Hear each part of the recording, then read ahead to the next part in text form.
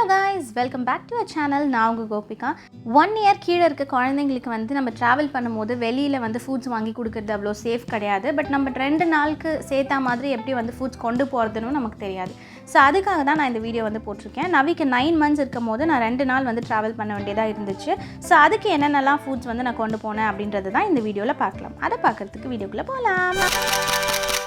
First வந்து ஒரு இன்ஸ்டன்ட்டான சட்னி எப்படி பண்ணலாம் அப்படின்றத பார்க்கலாம். இதுக்கு வந்து 1 கப் அளவுக்கு வந்து உடச்சக்கல் எடுத்துக்கோங்க.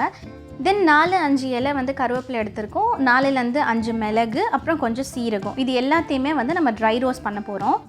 இது எந்த அளவுக்கு வந்து ரோஸ்ட் ஆகணும்னா நீங்கள் தொட்டு பார்க்கும் போது அது சூடாக இருந்தால் போதும். அந்த அளவுக்கு நீங்கள் ட்ரை ரோஸ்ட் பண்ணிக்கோங்க.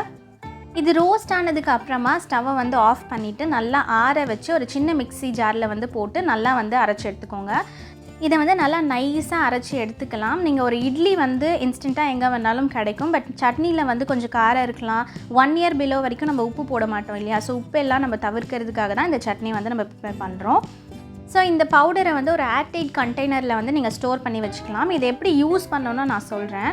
ஒரு table spoon of this powder வந்து எடுத்துக்கோங்க. இது கூட கொஞ்சம் ஹாட் வாட்டர் வந்து ஊற்றி ரெண்டுத்தையும் நல்லா மிக்ஸ் பண்ணிவிட்டு ஒரு சட்னி கன்சிஸ்டன்சியில் நீங்கள் கொண்டு வந்துக்கலாம். இதை வந்து இட்லியோட சேர்த்து சர்வ் பண்ணி பேபிஸ்க்கு கொடுக்கலாம். நீங்கள் பிரஸ்ட் ஃபீட் பண்ணுறீங்க அப்படின்னா இன்னுமே வந்து ரொம்பவே ஈஸி. நீங்கள் முக்கால்வாசி நேரம் பிரஸ்ட் ஃபீட் பண்ணிக்கலாம். வெளி ஃபுட்ஸ் எல்லாத்தையுமே நம்ம வந்து அவாய்ட் பண்ணிக்கலாம்.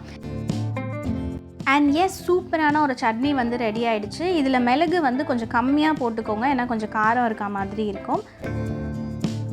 நெக்ஸ்ட் ரெசிபி வந்து சட்னி கிடையாது, ஒரு இன்ஸ்டன்ட் ஃபுட் மாதிரி வந்து நம்ம செய்யலாம். இதுக்கு 1 கப் அளவுக்கு ஒயிட் அவல் வந்து நான் எடுத்திருக்கேன். நீங்கள் ரெட் அவல் கூட எடுத்துக்கலாம். ஸோ இதையும் அதே மாதிரி ட்ரை ரோஸ்ட் பண்ண போகிறோம். லைக் தொட்டு பார்க்கும்போது அது சுடுற அளவுக்கு இருந்தால் போதும். ஸோ அந்த மாதிரி ட்ரை ரோஸ்ட் பண்ணி எடுத்துகிட்டு சேம் அதை ஆற வச்சு நல்லா பொடி பண்ணி வந்து எடுத்துக்கோங்க. இது வந்து கொஞ்சம் ரவை கன்சிஸ்டன்சியில் தான் இருக்கும். நம்மளால் ரொம்ப வந்து ஸ்மூத்தாக வந்து அரைக்க முடியாது. இந்த பவுடரையும் எப்படி யூஸ் பண்ணுறதுன்னு சொல்கிறேன். ஒரு 2 டேபிள் ஸ்பூன் அளவுக்கு எடுத்துக்கோங்க. அது கூட கொஞ்சம் ஹாட் வாட்டர் ஊற்றி கொஞ்ச நேரம் வந்து ஊற வச்சுக்கோங்க. அப்போ தான் பேபிஸால் சாப்பிட முடியும். ஸோ அதை வந்து நீங்கள் ஒரு கஞ்சி கன்சிஸ்டன்சியில் கொடுக்கலாம், இல்லைனா ஒரு ரைஸ் கன்சிஸ்டன்சியில் கூட ஊட்டி விடலாம். ஸோ இது வந்து ஒரு இன்ஸ்டண்ட்டான ஒரு ஸ்நாக் ரெசிபியாக கூட நீங்கள் எடுத்துக்கலாம். எங்கேயுமே சாப்பிட முடியல அப்படின்ற பட்சத்தில் இதை கொஞ்சம் வந்து ஒரு கிண்ணத்தில் போட்டு ஊற வச்சு நீங்கள் வந்து ஊட்டி விடலாம். ஸோ இந்த மாதிரி நான் ஒரு பாக்ஸில் வந்து இதை ஸ்டோர் பண்ணி வச்சுருக்கேன். நெக்ஸ்ட்டு வேறு என்ன ஃபுட்ஸ்லாம் வந்து கேரி பண்ணலான்றதை பார்க்கலாம். ஸோ ஃபஸ்ட்டு வந்து ஒரு கிளாஸ் வந்து எடுத்திருக்கேன் தண்ணி குடிக்க வைக்கிறதுக்காக. இன்னொன்று ஒரு பிளெயின் பாக்ஸ் வந்து இருக்குது. ஏதாவது நீங்கள் போட்டு சாப்பாடு மிக்ஸ் பண்ணி கொடுக்கணுன்னா கொடுக்கலாம். தென் இந்த சட்னிஸ் எல்லாத்தையுமே வந்து மிக்ஸ் பண்ணுறதுக்கு ஒரு சின்ன பவுல் அண்ட் ஸ்பூன் வந்து எடுத்திருக்கேன். அப்புறம் நம்ம ரெடி பண்ண அந்த இன்ஸ்டன்ட் ஸ்நாக் அவல் பவுடர் வந்து இதில் இருக்குது. தென் இந்த பாக்ஸில் வந்து நம்ம ரெடி பண்ண இன்ஸ்டன்ட் சட்னி பவுடர் வந்து இருக்குது.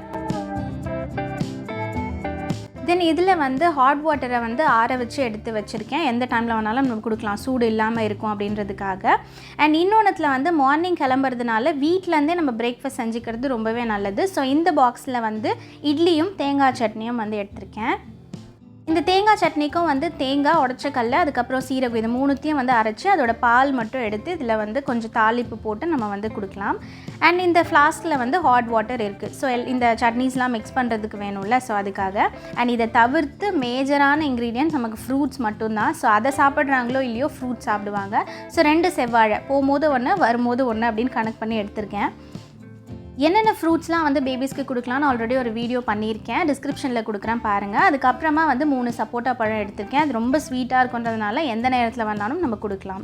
அண்ட் அவ்வளோதான். உங்களுக்கு இந்த வீடியோ யூஸ்ஃபுல்லாக இருந்திருக்கும்னு நினைக்கிறேன் பேபிஸோட ட்ராவல் பண்ணும்போது.